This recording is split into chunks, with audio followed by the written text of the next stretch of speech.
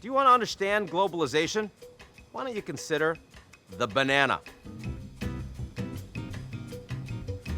It's a miracle fruit. It's seedless. It's sexless. Every banana you've ever eaten was a clone. An estimated 100 billion bananas are consumed annually across the globe. That's a lot of bananas, with India alone producing 29 million tons per year. How many bananas is that? I have no idea, but it sounds like a lot. In many African countries, bananas provide the average person with up to a quarter of all daily calories. And in the United States, it's been the highest selling fresh fruit crop for generations. That's right, your grandmother was eating just as many bananas as you are right now. It is, in short, the world's most popular fruit.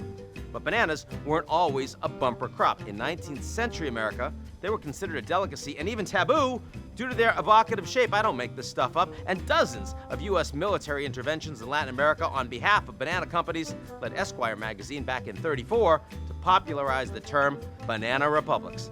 The fact that Americans today eat more imported bananas than the apples and oranges growing in their own backyards is by design.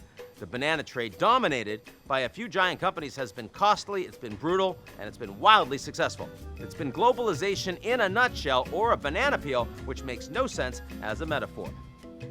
Bananas remain popular today. Globalization, a little bit less so.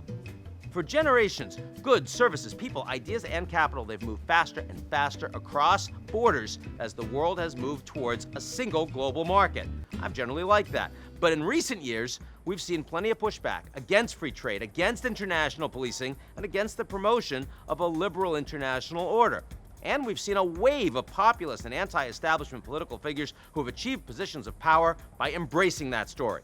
To name a few, Donald Trump and America First, Britain's Boris Johnson and Brexit, China's Xi Jinping and his Common Prosperity Doctrine, as well as populist leaders in developing nations like Brazil, Turkey, and India. To these leaders and their supporters, globalization has meant a loss of control. It's meant job insecurity, price instability, demographic shifts, and cutthroat economic competition. With rising global temperatures, 2 years of a pandemic, and unceasing war in Ukraine, many countries are prioritizing their own citizens over global trade. Just last month, India announced a ban on wheat exports, reneging on an earlier pledge to export 10 million tons this year. And Indonesia, the world's largest palm oil exporter, announced a similar ban in April.